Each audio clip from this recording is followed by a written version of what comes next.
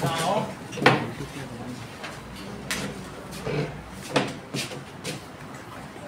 alleles, there is various or alternate forms of gene which determine one trait are called allele.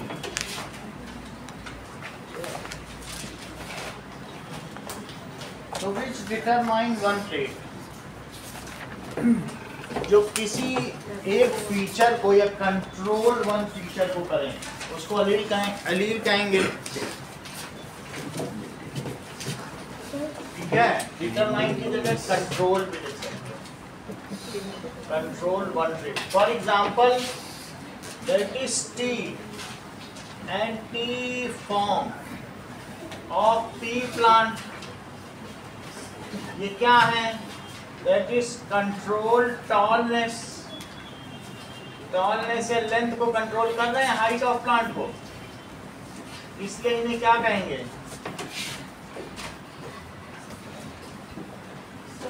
Are alleles. हाँ, so these are known as, इनको alleles कहते हैं। समझ में आई बात कि नहीं? ये कौन से जीन है जो एक ही फीचर को डिटरमाइन करते हैं? ऐसे लोगों की आईडीज अलग अलग होंगी, तो उसके लिए जो जीन रिस्पॉन्सिबल होगा उसे एलील कहेंगे। ऐसे ही किसी भी चीज के लिए अगर दो से ज्यादा भी हो सकती हैं, आईडीज 3-4 तरीके की हो सकती हैं ना। डोमिनेंट जीन क्या होती है? अमन, डोमिनेंट जीन क्या होती है? बोलो। रिया, Arshita. Which can express itself in presence of other alternate gene, दूसरे के होने पर जो खुद को एक्सप्रेस कर ले तो डोमिनेंट है। The gene which express itself in presence of alternate gene, so alternate gene, for example that is tallness is determined by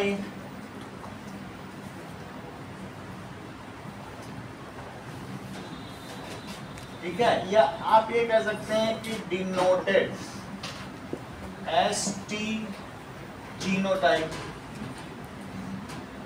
और जबकि डॉफनेस क्या है? Is denoted by T genotype. In TT genotype क्या होगा? फिनोटाइप क्या आ जाएगा? मतलब वो कैसा पेड़ होगा जिसमें, क्योंकि क्रोमोसोम या जीन तो जोड़े में ही रहेंगे, लेकिन ये जो प्लांट होगा जिसमें TT पाया जाएगा तो उसका फिनोटाइप क्या होगा? गीत टॉल। टॉल। तो इससे क्या पता चलता है? इससे पता चलता है कि टॉलनेस इज डोमिनेट जीन, ये डोमिनेट कर रहा है।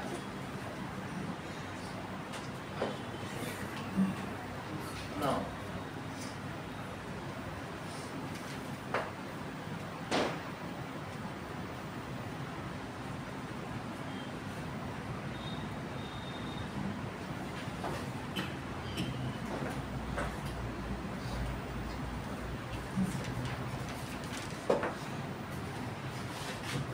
So tallness is dominant. Alternate के होने से पता चलता है कि हावी कौन हो रहा है. Phenotype is tallness. So tallness is dominant over dwarfness.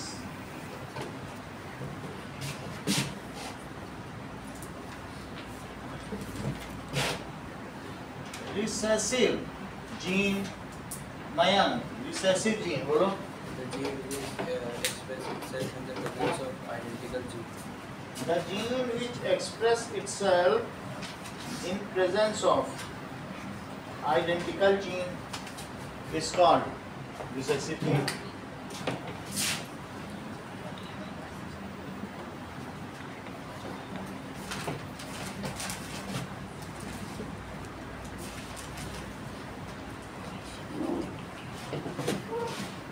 Identical gene.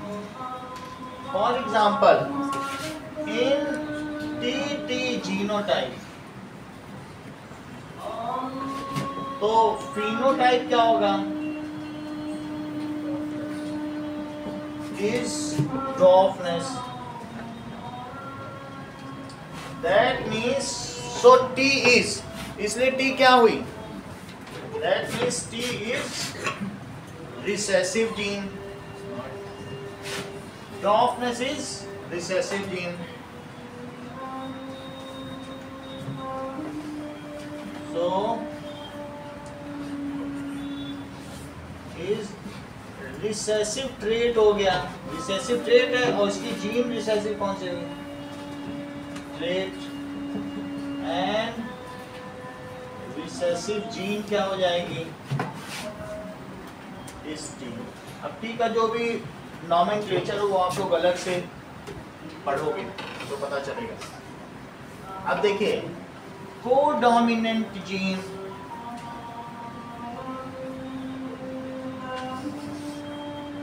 If both gene express their self, then मान लीजिए एक व्हाइट फ्लावर है, एक रेड फ्लावर है, क्रॉस कराओगे तो कैसा फ्लावर मिलेगा? व्हाइट की रेड? पिंक. ये कोडोमिनेंट है. If both gene express their selves in trait में, then these are codominant.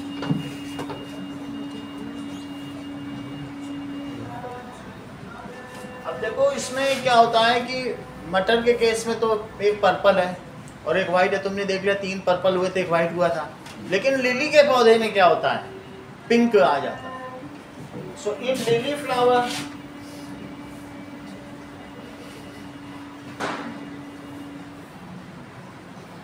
If white flower plant is crossed with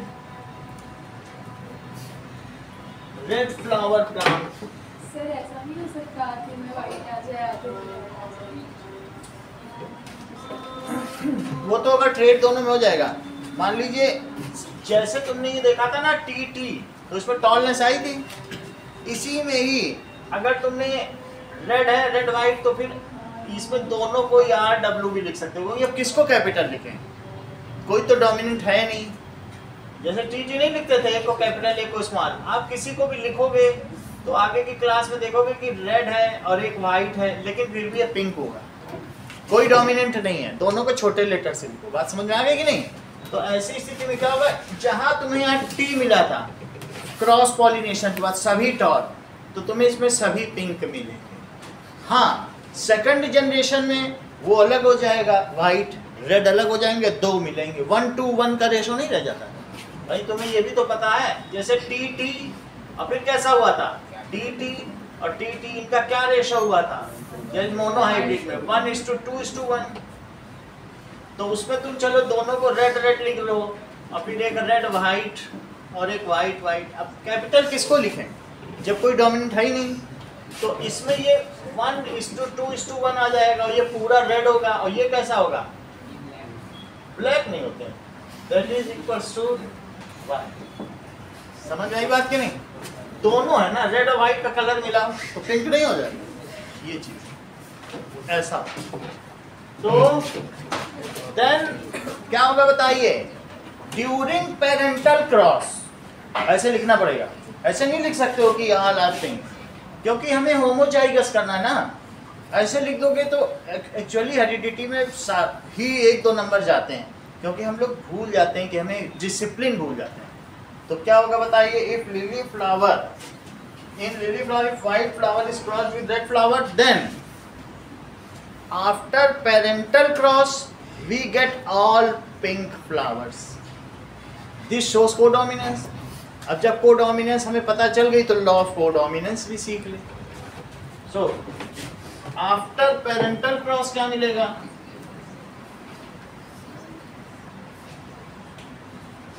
we get all pink, ना रेड रहा ना तुम्हारी ना हमारी, पिंक होगी, ऑल पिंक फ्लावर्स।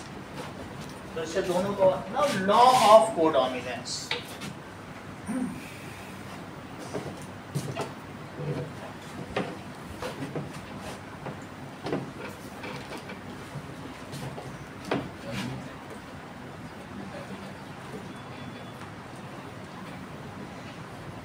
कुछ लोग इसे थर्ड लॉ ऑफ इनहेरिटेंस भी कहते हैं।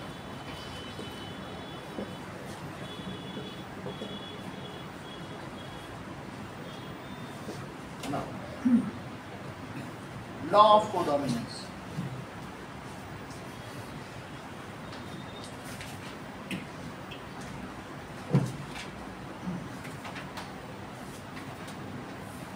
if two एलील्स का क्या मतलब है, different version of same gene. अभी हमने ऊपर डेफिनेशन लिखाई थी, if two alleles are expressed simultaneously,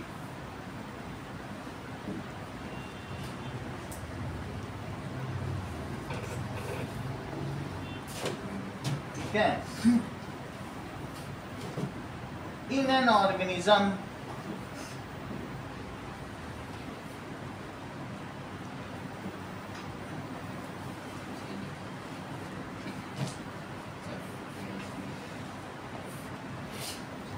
after parental cross, then both pair of allele are co-dominant। co-dominant का मतलब है कि कभी वो हावी है तो कभी वो हावी है, इट इज co-dominant। कोई रिसेसिव नहीं है, किसी का भी ट्रेट हिडन नहीं, ठीक है। So both pair of alleles are co-dominant, यही law of co-dominance। Now blood group determination,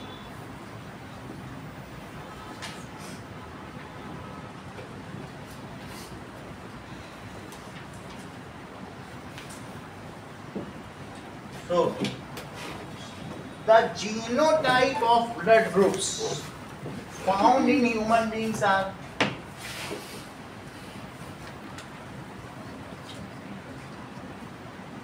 of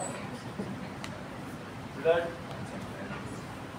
group found in human are having alleles। इसमें कौन कौन से alleles हैं, I, O, I, A, I, E, 3 तरीके, मतलब 3 तरीके के हैं। आई पे हमने रेस कर दिया, तो आई एक उसका जीन का नाम है, ब्लड का नाम है आई, तो ए बी सी, ठीक है। A and B dominates over O, किस पे डोमिनेट करते हैं, इसका रूल क्या है, रूल्स कैसे ब्लड ग्रुप का डिटर्मिनेशन करेंगे, A and B dominates over O A and B are codominant, मतलब वो साथ में है तो दोनों ही अपने आप को एक्सप्रेस करेंगे। तो क्या होगा बोलो?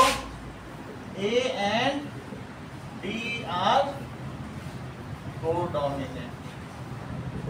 अब जरा चेक करें।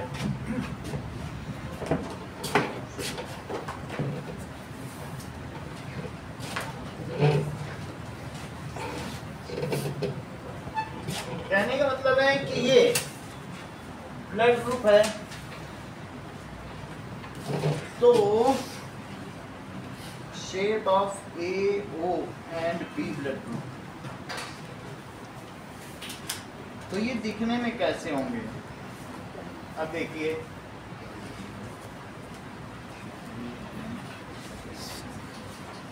ऐसा होगा।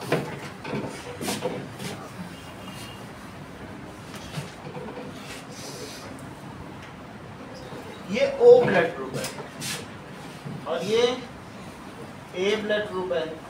तो A ब्लड ग्रुप में जैसे ऐसे निकला हुआ, इट इज ऑल सिंबॉलिक बनाया है, अलग अलग लोग अलग अलग बनाए हैं। तो ये A ब्लड ग्रुप है और ये B ब्लड ग्रुप है।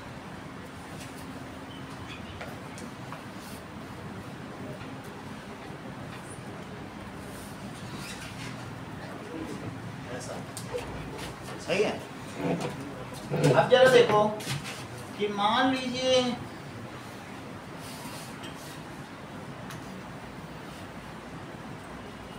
O A B, इसके ऐसे न लिख जाए, I A I O I A I B, that is I O I A और I, यहाँ पर भी I के टर्म्स में लिखना, that is I A and I B dominates over I O and that is I A और I B are codominant। इन दोनों के क्रॉस से क्या बनेगा? मान लीजिए फादर के स्पर्म में और माँ की ओवा में, दोनों में O ब्लड ग्रुप है, तो बच्चे का ब्लड ग्रुप क्या होगा? That is IO। आपने देखा अभी थोड़ी देर पहले ये O ब्लड ग्रुप बन गया। क्यों? क्योंकि रिसेसिव तो अपने आइडेंटिकल में अपने आप को एक्सप्रेस कर लेता है। तो इसमें क्या बनेगा? यहाँ पे IO और IA। तो क्या क्या ब्लड ग्रुप रहेगा? इन रूल से देख के बताओ। IO तो आपने ठीक बोला, लेकिन उस ब्लड ग्रुप का भी तो नाम बताओ। कौन अपने आप को एक्सप्रेस कर पाएगा? वो नहीं कर पाएगा, वो तो रिसेसिव है, ये दोनों डोमिनेट कर रहे हैं। तो उस ब्लड ग्रुप का नाम क्या होगा? ए। अगर किसी, ये देखो, ये इसके साथ आ जाए तो इसमें बहुत छोटे छोटे ऐसे ऐसे होते हैं, तो ये अपने आप को एक्सप्रेस नहीं करेगा। इन दोनों के मिलने से क्या होगा? एक ऐसा बच्चे में ब्लड ग्रुप बनेगा जिसमें ये छोटे छोटे भी रहेंगे, लेकिन वो अपने आप को एक्सप्रेस नहीं कर पाएंगे। और अपने आप को कौन एक्सप्रेस कर रहा है बोलो? ए ही एक्सप्रेस कर पाएगा। बोलो, बात समझ में आ गई? अच्छा, इन दोनों का मिलने से क्या होगा बोलो? इन दोनों के मिलने से ये ए बी ब्लड ग्रुप बनेगा। इनसे मिलने से ए बना, लेकिन इनके मिलने से एक क्रॉस एक तीर, एक क्रॉस एक तीर, एक क्रॉस। तो क्या दोनों ने अपने आप को एक्सप्रेस कर लिया? ये चीज होती है। और इस वजह से इस ब्लड ग्रुप का क्या नाम है? बोलो, बात समझ आई? ऐसे बना दो, सही। ये भी होगा, ये भी इसके साथ मिल जाएगा, तो आसान है पता लगाना कैसा होता है। तो वो अगर उसके साथ मिल गया तो बी में क्या होगा? मान लो इन दोनों से मिला तो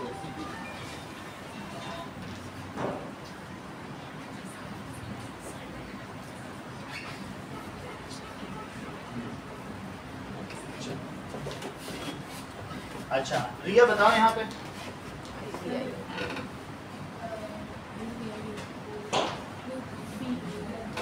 बी है तो इसका जीनोटाइप क्या होगा?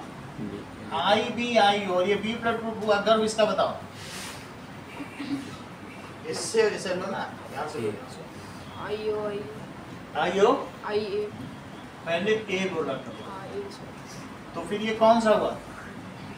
ए पॉजिटिव। पॉजिटिव निगेटिव का भी अलग चार्ट। अभी पॉजिटिव अपने आप से रिसर्च फैक्टर मत लगाओ, जितना बताने उतना। ए ब्लड ग्रुप, अभी पॉजिटिव वाला अलग चार्ट। ए ब्लड ग्रुप, बोलो बात समझ आई? यहाँ बताओ आइए और आइए, तो क्या बना? आइए आइए कौन सा बना? That is a blood group. ये क्या हुआ? आइए आई बी। नैतिक ये कौन सा हुआ? ए बी, क्योंकि वो दोनों कोडोमिनेंट हैं, दोनों एक दूसरे पे एक्सप्रेस करेंगे। ये क्या बना अंकुर? और वैसे उसका जीनोटाइप क्या हुआ? आई बी आई ओ नहीं बोलोगे तो बी हुआ। तनिष इसका बताओ, IA, IB, तो क्या बना? AB, आई बी, तो दैट इज ए बी। और ये दैट इज आई बी, तो क्या बना? इतनी बात समझ में आ गई? तो हाउ मेनी सर बी होगा ना? ये भी बताना गुस्सा कर लेते हैं वही बताने हम तो ठीक है। अच्छा अब समझो, there are 3 types of allele. However, blood group कितने तरीके के मिले? 4, है ना? 3 एलील्स हैं क्योंकि कुछ कोडोमिनेंट है, तो दोनों ने अपने आप को एक्सप्रेस कर लिया। तो ये बना और O का O सही हो जाए तो O बनेगा। So there are 3 types, अगर कोई पूछे, of alleles. However, 4 types of blood group. अभी पॉजिटिव निगेटिव के बारे में बताएंगे, थोड़े एक दो क्वेश्चन इसके करते हैं फिर चलिए। Now, सर हाँ, अगर ए बी और जैसे ए और बी में से एक और A, B और ए और बी में से मतलब कोई एक हो जाए, जैसे ए हो जाए। 3 ही है तो तीनों का तो क्रॉस करा दिया अपन ने स्क्वायर में। और नहीं, कौन सा? जैसे पापा का ए बी है और मम्मी का ए है। तो अगर ए बी है तो वो जब उसके स्पर्म बनेंगे पापा के, तो ए का बनेगा या बी का? वो डिवाइड नहीं होंगे क्या? या तो ए का बन जाएगा। ए भी है तो अब ये पेयर में, लेकिन जैसे स्पर्म बनेगा तो मियोसिस होगी, अलग अलग, या ये बनेगा या बी, एक ही चीज रहेगी। फिर उन दोनों के आपस में क्रॉस से डबल इफेक्ट है। चलो नाउ अब देखिए,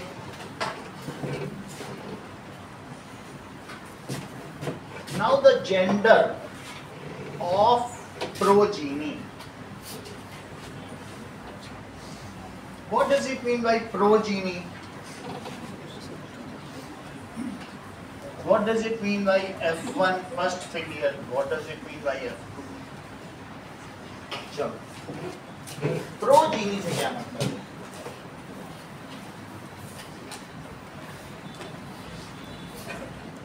So the offspring we get after crossing over. Crossing over तो किसी में भी हो सकती है. After crossing over of 2 parents is called, उनके जो गेमीट्स हैं उनका क्रॉसिंग ओवर हुआ is called progeny.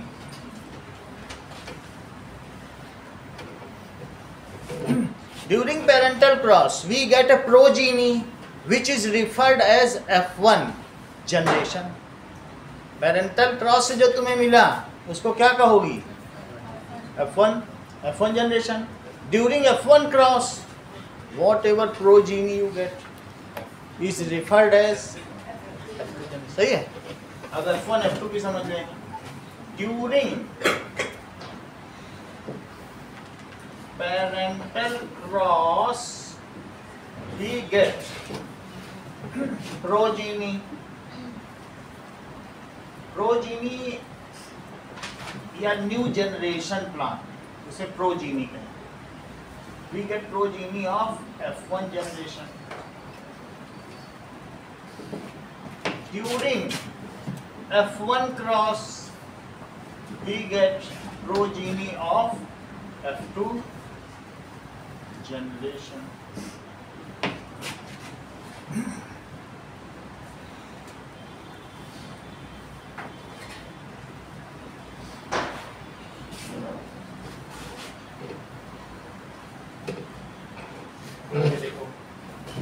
That is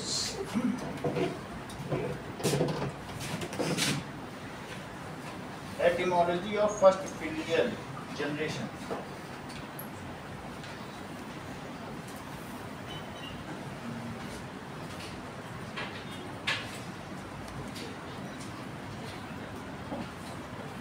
filial ये एक ग्रीक वर्ड है, बस इससे कोई लेना देना नहीं है, ठीक है। चलिए, now determination of gender of baby.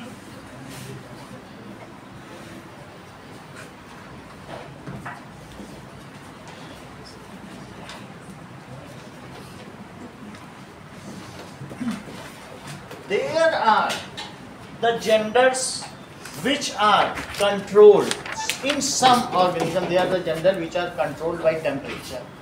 जैसे मान लीजिए वही मुर्गी बैठती है अपने अंडे पर, ज़्यादा बैठ जाए तो कॉक हो जाए, कम बैठ जाए तो हैन हो जाए, उसमें it is not genetically controlled. Temperature के वेरिएशन से उसमें मुर्गा मुर्गी पैदा होते हैं, ठीक है। बुक में लिखा हुआ है, आप देख लो ऊपर के 5 चैप्टर है। So there are the genders in cock and hen which is determined by temperature,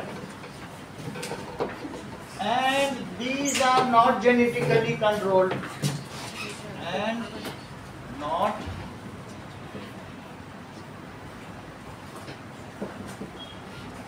controlled.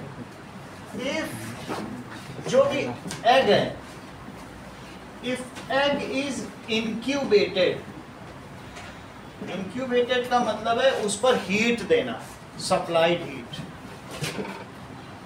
supplied heat for prolonged time, it is cock, otherwise it is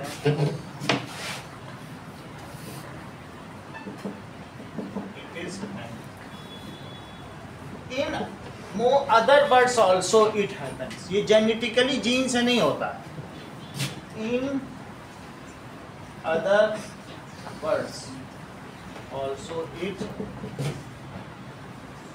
happens. इतनी बात समझ आई? Earthworm is hermaphrodite, having both sex. अपने हिसाब से वो gender change कर लेता है, या ये कह सकते हैं कि अर्थवॉर्म हर्माफ्रोडाइट है, उसमें दोनों ही जेंडर हैं। ये देख लो, ये तुम्हें मालूम है, यही है ना केचुआ, एनेलिडा, तो ये इसका जेंडर यहाँ से डिटरमाइन होता है। तो ये चाहे तो ये मेल बन जाए और चाहे फीमेल बन जाए। Some are unisexual, like papaya कैसा बताइए, यूनिसेक्सुअल है, मेल पपाया हो सकता है। और सम प्लांट्स आर बाइसेक्सुअल। कौन से बाइसेक्सुअल है? जैसे पी प्लांट, ये बाइसेक्सुअल है। अब देखो,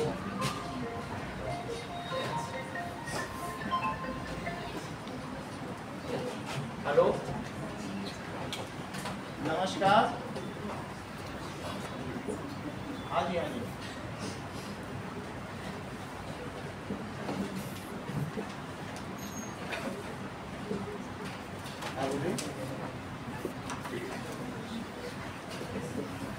इंग्लिश अभी कराएंगे, अभी इंग्लिश थोड़ी ही कराई है, अभी कराएंगे।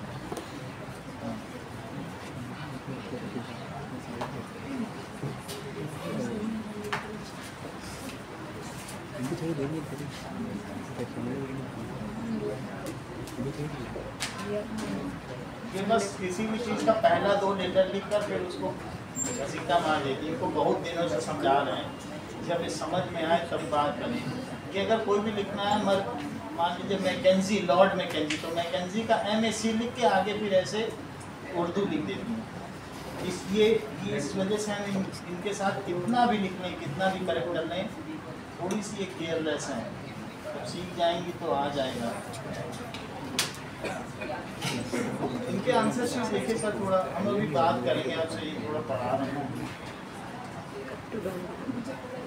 हाँ, मैं थोड़ा और इनको डिसिप्लिन करूँगा कि ये लिखें, एक पूरा सेंटेंस लिखें। 2 वर्ड लिखती है बस, आप देखो जरा एक बार।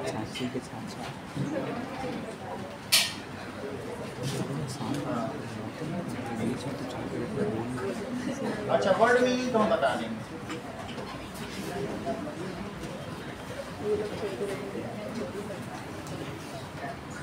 ठीक है सर, मैं वो चीज़ को मैं देखूँ। नहीं, समझाते तो हैं, अगर कमी है कुछ तो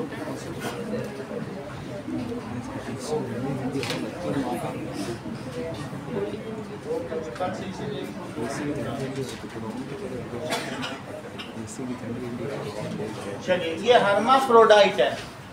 हर्माफ्रोडाइट का क्या मतलब है? That it can change its sex either into male or female। हम लोग उत्कर्ष यूनिसेक्सुअल है कि बाइसेक्सुअल? यूनिसेक्सुअल। हम या तो मेल होंगे या फीमेल होंगे, तो human are unisexual.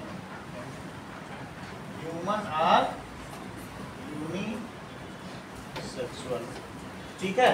Papaya plant is unisexual, male papaya या female papaya. However mustard plant, pea plant, these are bisexual. Most of the plants जो भी हैं flowering plants are bisexual. Papaya plant is unisexual. It is either male papaya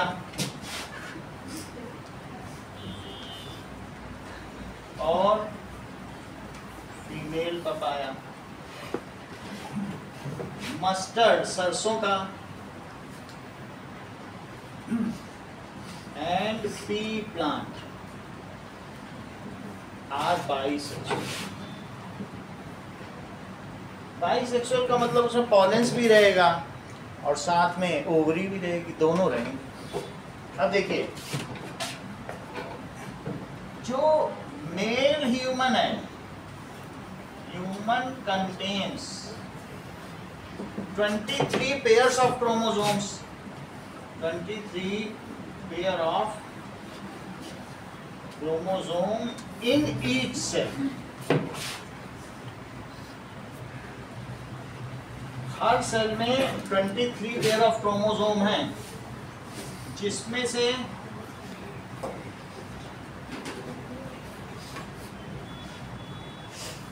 22, हाँ सोनाक्षी 22 क्या है बताइए नहीं, तो अपने में ही मगन है, बोलो।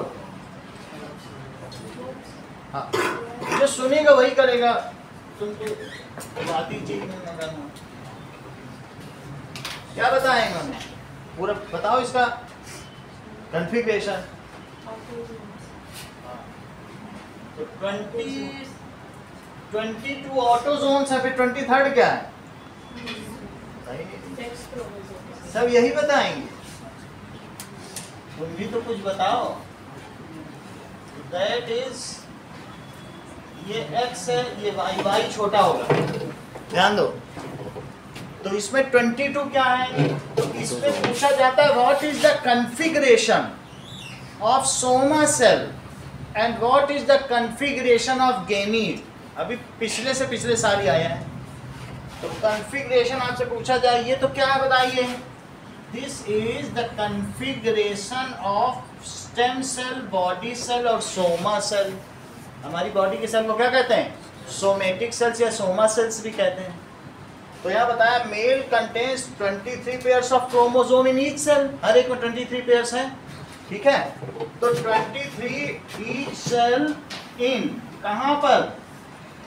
Body cell, soma cell, stem cell, ये सब इसके नाम है। Okay, which has 22 pairs of autosome which control feature, लेकिन जो 1 पेयर होगा वो क्या है? Sex chromosome. In which 22 pairs are autosome, 22 autosome है, ठीक है। Which control features, which controls feature, इससे फीचर डिटरमाइन होता है। अब देखो, एंड ये वाला कौन सा, ये चीज, ये कौन सा, दैट इज सेक्स क्रोमोसोम।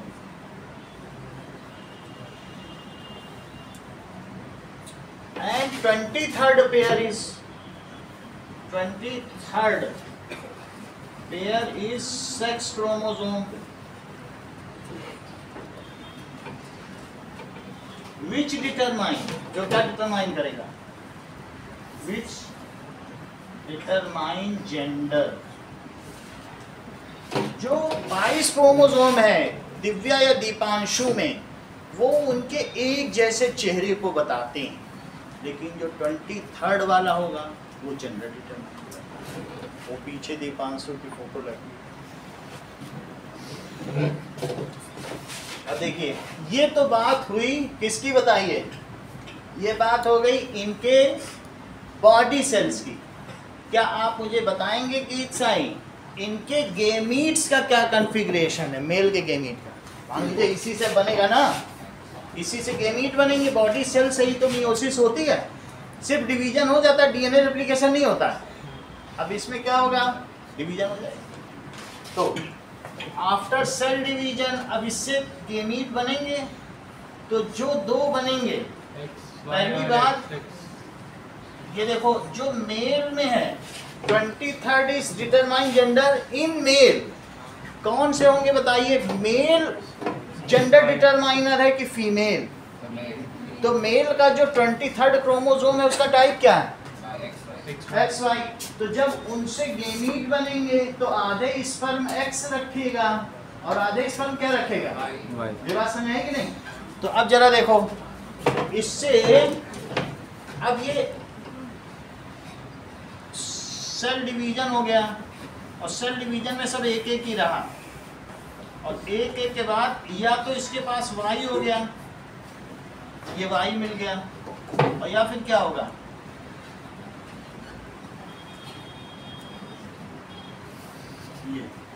ये छोटा पाया गया तो X है। तो क्वेश्चन क्या पूछा गया? What is the configuration of male body cell and male sperm, ये क्वेश्चन आया था। तो मेल बॉडी सेल का मैंने बता दिया कि 22 तो पेयर ऑफ ऑटोसोम हुए, और 1 पेयर वो कैसा है, एंड इट्स टाइप इज, ये भी लिखना पड़ेगा, इसका टाइप क्या है बोलो, इज XY। ये सही है? नाउ अब जरा देखिए, ये जो दोनों बन गए हैं ये गेमीट बन गए हैं, ये भी गेमीट है, दोनों बोथ ही हैप्लॉइड है। Now in male sperm, male sperm, या इसे गेमीट कहें या germ cell, sex cell, contains half amount of chromosome,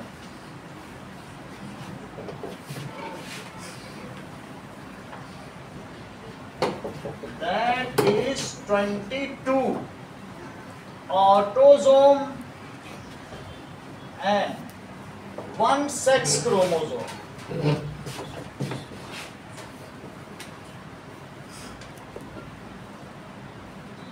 Either X और,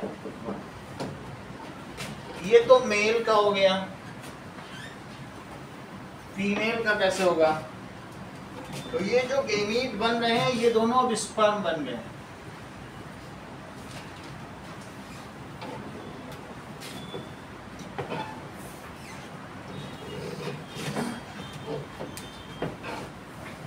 Male determines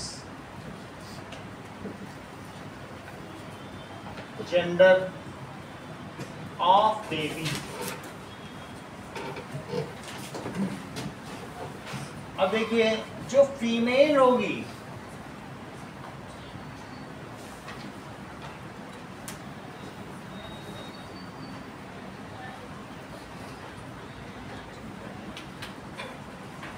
shape of XY chromosome.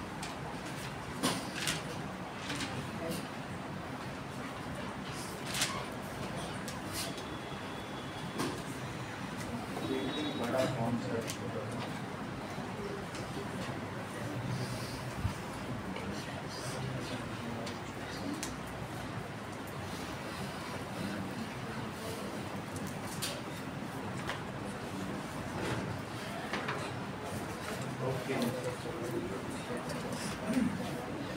इसको थोड़ा ठीक करो, y को छोटा दिखाओ और x को बड़ा दिखाओ, ठीक है। यहाँ पर भी क्या करो,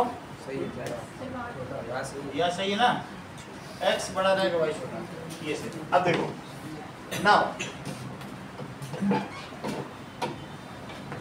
तो फीमेल में कैसा रहेगा,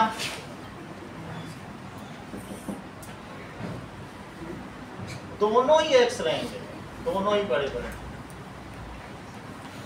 सो in female body cell there are 22 pair लिखना of autosome and 1 pair of sex chromosome, that is genotype XX है। इन फीमेल गेमीट भी बोल सकते हो, ओवम भी बोल सकते हो, सेक्स सेल भी बोल सकते हो, जर्म सेल जो भी है, कंटेन्स 22 ऑटोसोम, हाफ अमाउंट है ना, and X type of sex chromosome.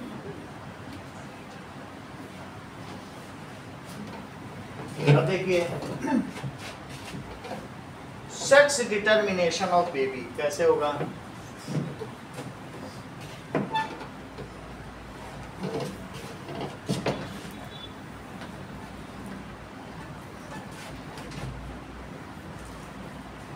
Now male female, it is phenotype, gender of parent भी लिख सकते हो, जेंडर ऑफ पेरेंट। अब इनका जो जीनोटाइप होगा, मेल दोष दे सकता है, या तो वो X देगा या क्या होगा, ये होगा, ठीक है। आप ऐसा देख लें, इनका जीनोटाइप XX है और ये क्या बोलो XY है, और ये कौन सा है XX। अब लिखो फॉर्मेशन ऑफ गेमीट, जैसे पहले किया था, तो फॉर्मेशन ऑफ गेमीट ये क्या दे सकता है, X दे सकता है या Y, तो दैट इज X देगा या Y देगा, और ये सिर्फ फीमेल तो X ही दे सकती है, उसके पास X क्रोमोसोम है। This is formation of gamete. Now crossing over, crossing over में ये इसके साथ मिल सकता है, ये इसके साथ मिल सकता है, ये इसके साथ मिल सकता है, और ये इसके साथ मिल सकता है। तो क्या चांस है और उनका रेशो क्या क्या है,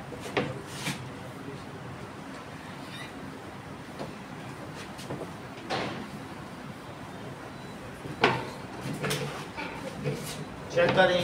X और X, X और X, Y से X लिया तो XY, और Y से X लिया तो XY।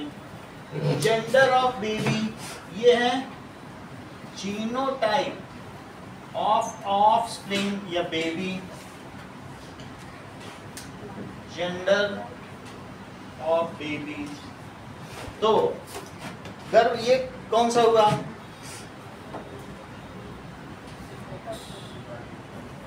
बोलो Mrityunjay. Female. Female, girl baby, और ये मेल। Male baby, boy. तो इस तरीके से what is the chance that it is whether a girl और बॉय? 50-50%। अगर कोई जीनोसाइड ना किया जाए, कोई ऐसा ना फीटिसाइड ना किया जाए, तो बिल्कुल 50-50% पूरे 800 अरब की 800 करोड़ लोग हैं दुनिया में, 400 करोड़ स्त्रियां होनी चाहिए और 400 करोड़ पुरुष, लेकिन ऐसा नहीं है, स्त्रियों की संख्या कम है। तो इसका मतलब या तो अल्ट्रासाउंड से उनको करवा देते हैं। और अरब देशों में तो और भी बुरी स्थिति है, 100 स्त्रियों पे 391 पुरुष, और उनमें भी 391 पुरुष में एक पुरुष 4 शादी कर रहा ना। तो रेशो क्या हुआ बताइए? Ratio of girl to boy, तो ये 1:1 है कि नहीं? So there are equal chances whether the baby is boy or girl. समझ आ गई बात? So there are equal chances whether the baby is boy or, अब आगे देखो,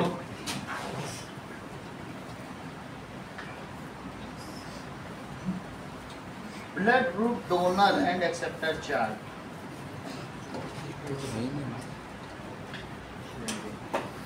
अब हम देखते हैं कि ब्लड ग्रुप कितने तरीके के होते हैं और उनका क्या क्या टाइप्स है।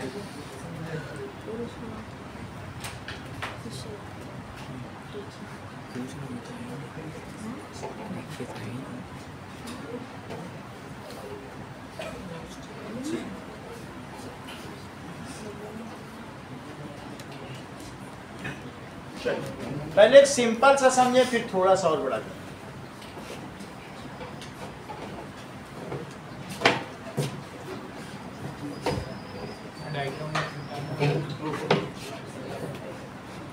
ये वाला बता रहे नाउ,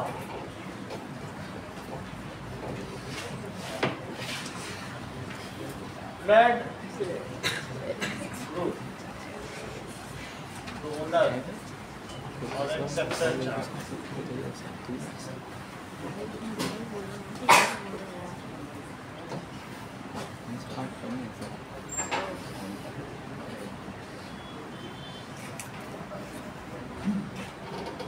देखो कुछ रूल्स हैं। ओ इज, जो आईओ है, O blood group, O is blood group can donate, ये किसको डोनेट कर सकता है? ओ को, ए को, बी को, इन सभी को डोनेट कर सकता है। और साथ में किसको डोनेट कर सकता है? ए बी को। बोलो बात समझ आ गई? अब देखिए कि जो ओ, क्योंकि एक रिसेसिव है, ये किसी के साथ फिट हो जाएगा, इसको अपने आप को एक्सप्रेस तो करना नहीं है। अच्छा, ए ब्लड ग्रुप किसको डोनेट कर सकता है? ओ को नहीं कर सकता। ए को कर सकता है या ए बी को? बी किसको कर सकता है? बी को कर सकता है, ए बी को। और ए बी किसको कर सकता है? सिर्फ ए बी को। ए बी किसको कर पाएगा? It can donate. तो ये तो है कि डोनेट का है। अब ये बताओ, ओ ब्लड ग्रुप किससे रिसीव कर सकता है? इसके बेसिस पे टेबल बना देंगे। O blood group can receive from O only, और उसके ऊपर कोई नहीं चल सकता, ठीक है कि नहीं? जो उसके ऊपर हमने लगाए थे ना, वो एंटीजेंस थे, जो कांटे जैसे थे, तो वो उसके में दूसरे में नहीं लगाया जा सकता। ओ को ओ ही से ही मिल सकता। ओ यहाँ पर देखें तो सर्वदाता है, समझ आया? और जबकि ए बी ओ से भी ले सकता है, ए बी ए से भी ले सकता है, ए बी बी से भी ले सकता है। तो ये क्या है बताइए? सर्वग्राही।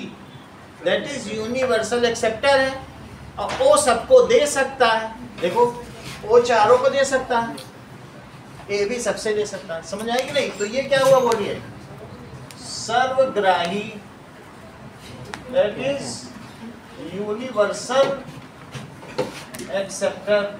और जबकि ये सबको दे सकता है क्या, तो ये सर्वदाता, यूनिवर्सल डोनर। बोलो बात समझ आई? इतनी बातें समझ आ गई। तो इसी के आधार पर O blood group can receive from O. बाकी के 3 सेंटेंस कंप्लीट कराओ। ए पे कराओ, बी पे कराओ और ए बी पे। ए किससे ले सकता है? ए बी से कहाँ ले पाएगा? अभिषेक, ए ब्लड ग्रुप है तुम्हारे पास, तुम्हारी बॉडी में ए ब्लड ग्रुप है। ए ब्लड ग्रुप का मतलब तुम समझे? ये उसमें ये भी तो होगा ना, कोई स्पर्म थोड़ी है, ये अंडा तो थोड़ी है, वो तुम्हारे में फुल फ्लेज है, ये एक्सप्रेस हो रहा है। तो तुमको अगर कुछ करना है तो कौन से ले सकते हो, कोई तीसरा थोड़ी डाल दोगे। देखो, या तो ए वाला कैसा होगा, या तो वो आइए आइयो होगा, या आइए आइए होगा। जाइए जाइए तो नहीं हो सकता।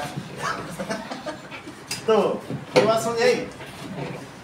ये ए ब्लड ग्रुप है, या तो इस फॉर्मेट का होगा। अगर हेटेरोजाइगस है तो ऐसा होगा ना, और होमोजाइगस है तो सब कांटे होंगे। उसमें बी को कहाँ डाल दोगे? क्या 3 का करोगे? 3 का नहीं कर सकते ना, उसके पास अपने ही जीन है पहले से ही। अगर तुम्हारे बॉडी से ब्लड बह गया लड़ाई झगड़े में, तो तुम्हारे ऊपर ब्लड डाला जाना है ना, तो क्या बी वाला डाल दोगे? नहीं डाल सकते। वो तो हमने बताया था कि माता पिता कैसे हैं तो बेटा कैसा होगा या बेटी कैसी होगी, वो तो तब का है ना। अब तुम्हारे में ब्लड डाला जाना है, तो क्या बी वाला भी डाल दोगे? ये ब्लड डालने की स्थिति है, पैदा होने की स्थिति नहीं है ना। तो इसलिए इसको कौन सा डाल सकते हो? जो एलील इसमें उपस्थित है वही तो डाल सकते हो। समझ आया? अच्छा, ए बी को तो ओ दे सकता है, क्योंकि ओ के पास तो कोई एंटीजन है ही नहीं। इनको क्या कहते हैं बताओ? Antigen, which fight with pathogen are known as antigen. तो जो उसमें लगे हुए हैं सिंबल्स या जो भी है, उसी को डाल सकते हैं। वो तो सबको दे सकता है क्योंकि उसके पास एंटीजन नहीं है, लेकिन बाकी इसके केस में तो इसको कंप्लीट कराओ। अभी टेबुलेट भी करा, बोलो। तो ए कैन रिसीव ओ और A, B can receive. B किससे रिसीव कर सकता है? B blood group can receive from O और बी। अच्छा, ए बी किससे कर सकता है? ओ से भी, ए से भी, बी से, और इस चूंकि सबसे ले सकता है तो ये सर्वग्राही हुआ, ये सबको दे सकता है। Now we will tabulate on the basis of this. जरा देख लें कि अगर मैं ए ब्लड ग्रुप कह रहा हूं उत्कर्ष, तो क्या आप मुझे उसका जीनोटाइप बता सकते हो? सर IA और IO और IA ये सही बता, दोनों ही हो सकते हैं। तो अगर ए ब्लड ग्रुप है तो सिर्फ यही फिजिबिलिटी नहीं है, ये भी हो सकती है। कौन सी हो सकती है? कि सिर्फ यही कांटेदार हो। तो ऐसी स्थिति में क्या होगा बोलो? ऑल एंटीजन इसी शेप में हो, इसको कहेंगे आइए आइए, दैट इज होमोजाइगस के, और दिस इज हेट्रोजाइगस। तो ये भी ए ब्लड ग्रुप है और ये भी ए ब्लड ग्रुप है, लेकिन ये होमोजाइगस है और हेट्रोजाइगस।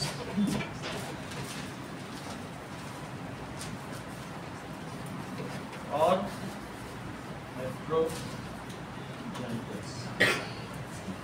अब जरा इसका ब्लड ग्रुप बनाओ।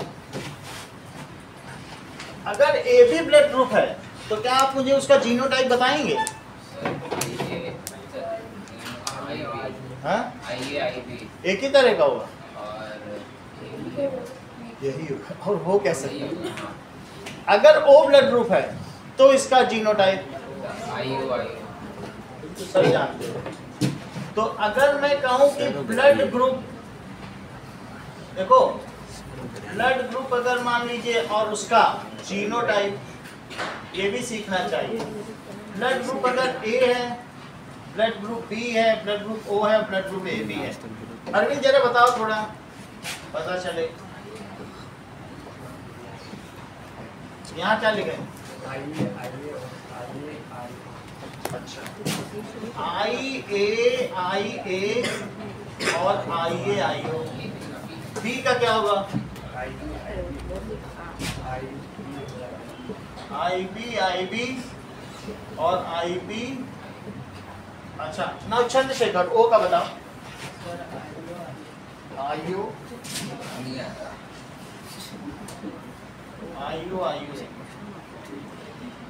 ओ की मात्रा बंगाली लोग लगाते हैं। नौ, अब आई बी ए बी का बताओ।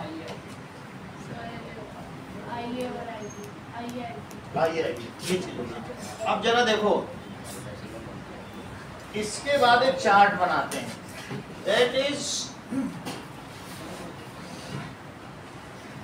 एक पुनेट स्क्वायर बनाओ।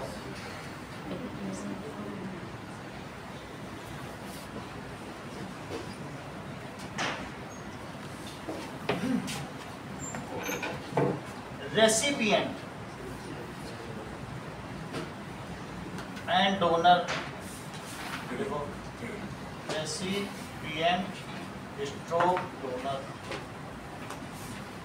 डोनर इधर की और रेसिपिएंट नीचे की। रेसिपिएंट अगर ओ है तो ये रेसिपिएंट ओ है, लेने वाला, तो उसको किसके पास जाना चाहिए? चोली फटाकर इसके पास जाना चाहिए, इसके पास, इन सबके पास नहीं जाना चाहिए, इनके पास नहीं जाना चाहिए। रेसिपिएंट अगर ए है, ये सब डोनर है, और ये कौन है? रेसिपिएंट। तो रेसिपिएंट यही है ना, ए अगर लेने वाला है तो किसके पास चला जाए? एक आईओ वाला क्या उसके पास चला जाए? तो हाँ चला जाए, वो भी, क्योंकि वो रिसेसिव है, इसके बॉडी में कोई दिक्कत नहीं करेंगे। अगर ए है तो बताओ किसके पास जाए? बोलो, बता तो चले। ए है तो वो ए के पास भी जाए, ओके। समझो इस बात को, समझो मेरा कहने का मतलब है ना, अगर उसकी बॉडी में ये वाले सेल आ गए कोई दिक्कत नहीं है, क्योंकि इसमें एंटीजन है ही नहीं, उसकी बॉडी में इस तरीके का खून आ गया ना, कोई दिक्कत नहीं है।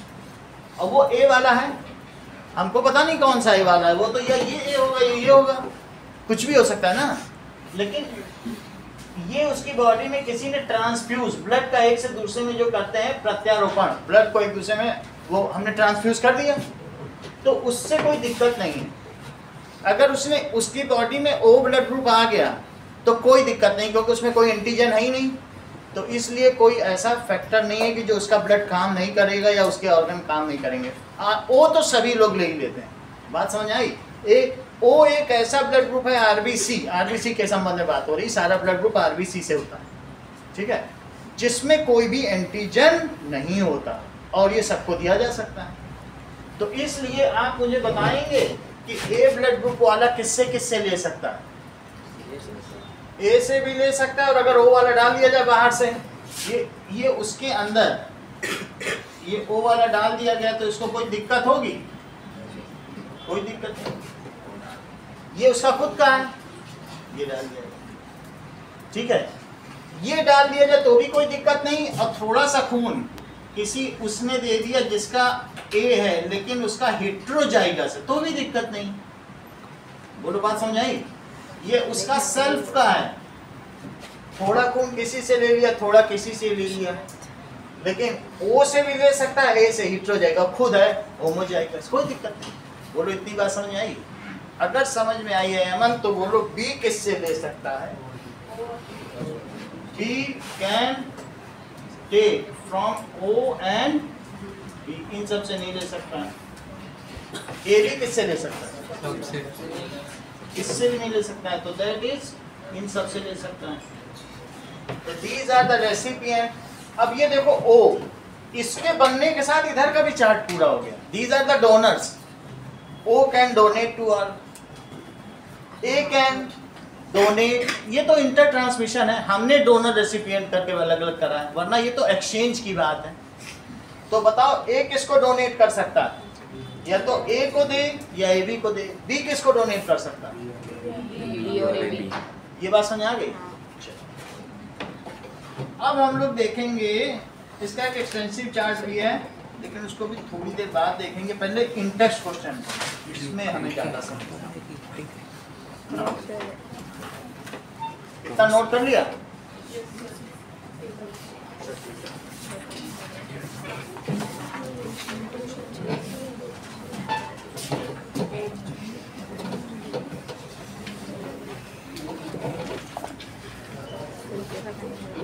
इंटेक्स्ट क्वेश्चन नंबर 1 तो हमने कर लिया ना।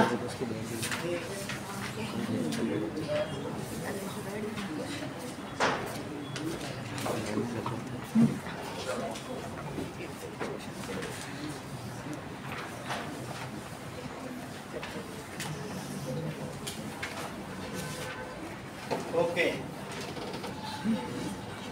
How do Mendel's experiments show that the traits are dominant or recessive?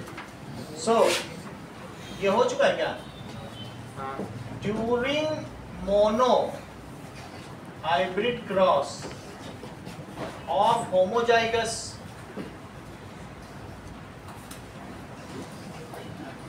tall and homozygous dwarf pea plant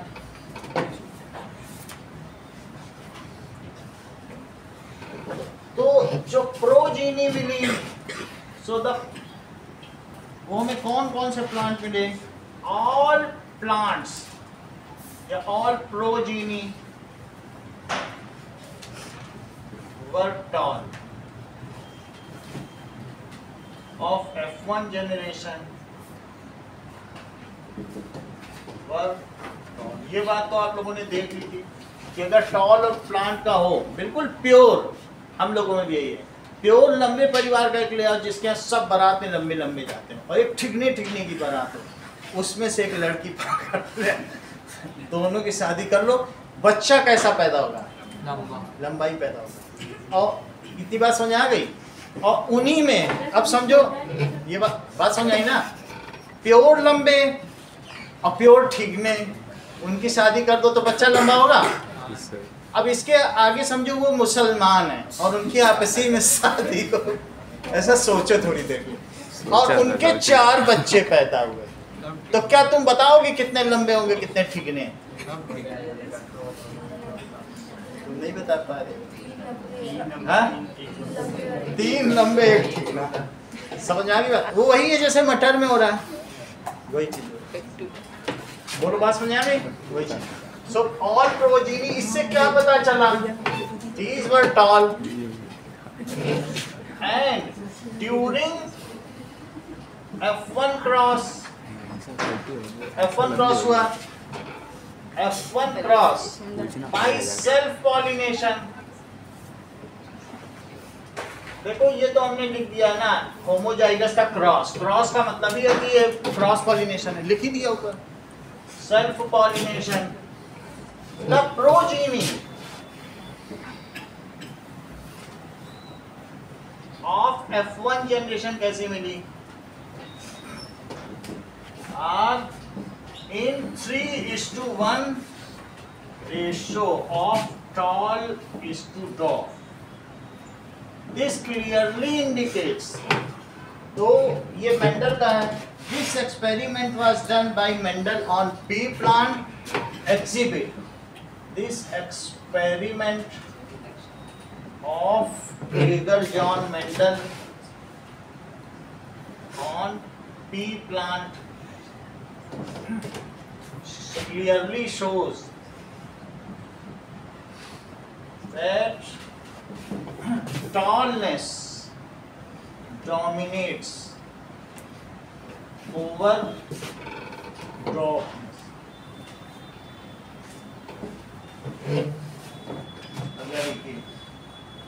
How do Mendel's experiments show that traits are inherited independently?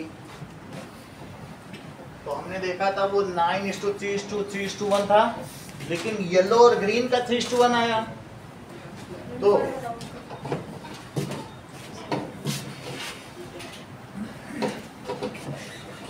अगर मान लीजिए जो लंबा व्यक्ति है और लंबे व्यक्ति के जो कान हैं वो इस तरीके के हैं और जो छोटा व्यक्ति है उसके कान अटैच्ड हैं, तो अब मैं इनका ऐसा करता हूं कि डाई हाइब्रिड क्रॉस कराता हूं इन दोनों का।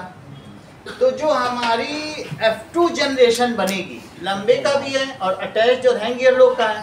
तो आप अगर ईयर लोब सबके कान देखते चलो F2 जनरेशन के, तो कितने लोग ऐसे होंगे कि अब जैसे इसका झुमका होगा तो लड़ जाएगा यहाँ गर्दन, इसका नहीं लड़ेगी, अलग अलग चलेगी, ये होगा ना।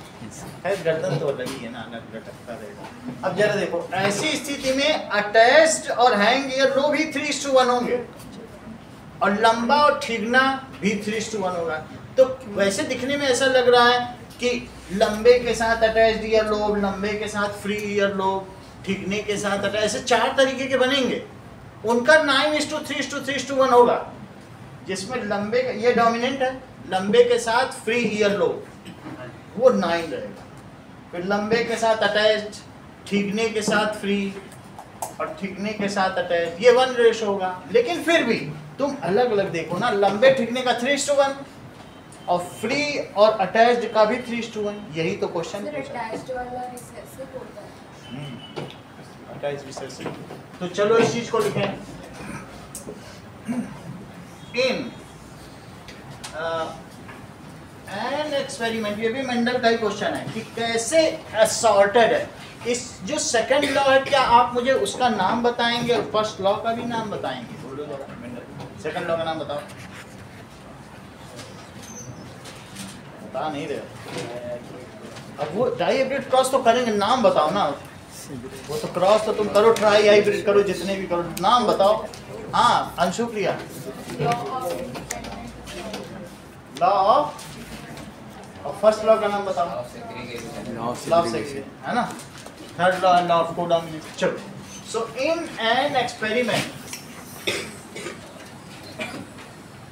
in an experiment of dihybrid cross, ठीक है, in an experiment of dihybrid cross of homozygous round yellow round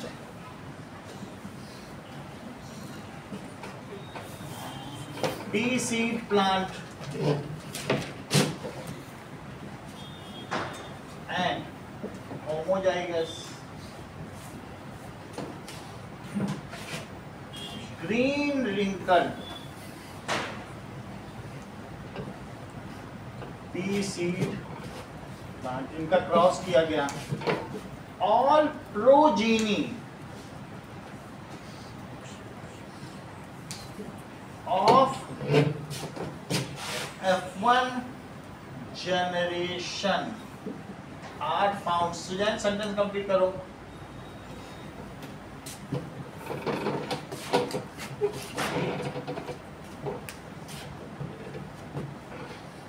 अंशुप्रिया, all progeny of F1 generation इनका क्रॉस कराया गया, फाउंड येलो राउंड। इसमें हमें लिखना भी पड़ेगा, जब येलो राउंड लिखते हैं तो यहाँ क्या लिखेंगे? वाई वाई आर आर, और इसे क्या लिखेंगे? ग्रीन रिंकल्ड में वाई वाई आर आर। ठीक है, ऐसा हमने करा। तो जब इनका चाहिए इसके साथ आगे लिख लेंगे। तो हमें जो मिले वो कैसे मिले बोलो? वाई वाई आर आर, ऐसे मिलेगा कि नहीं? When self pollination of F1 generation, when F1 cross is done,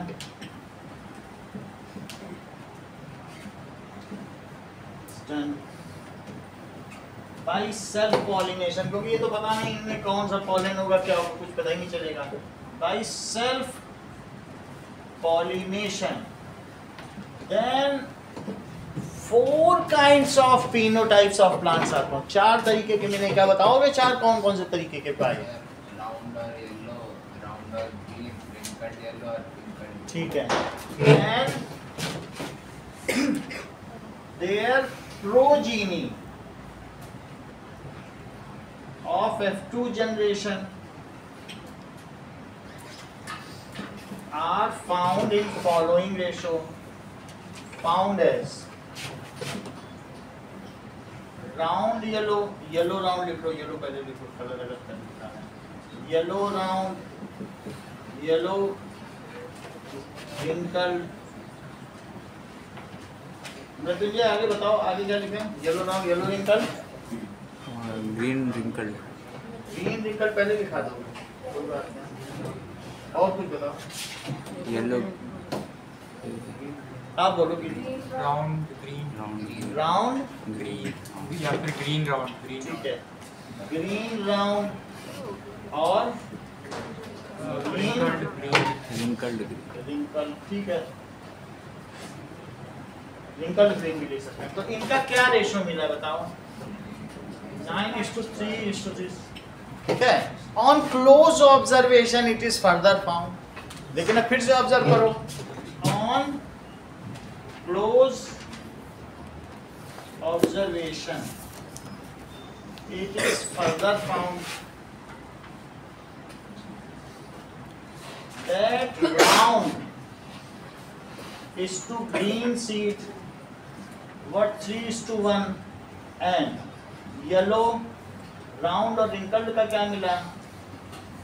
wrinkled और yellow और green का क्या मिला? 3:1। इससे क्या पता चला?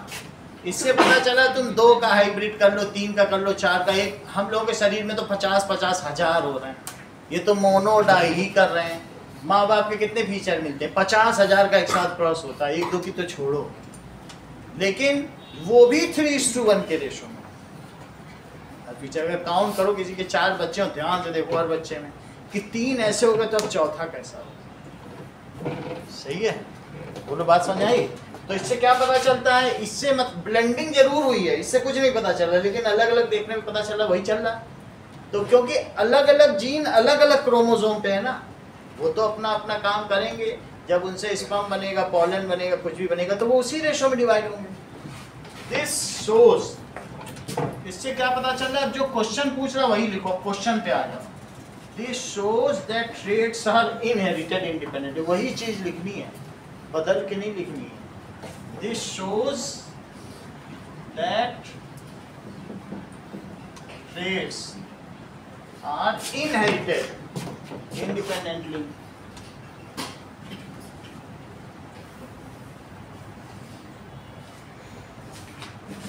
ये बात समझ में आ गई? अब आपको ये पहला सवाल करना है और दूसरा सवाल करना है। And make a Punnett square of blood group and also make a recipient donor chart of make Punnett. Punnett की क्या स्पेलिंग है दिव्या?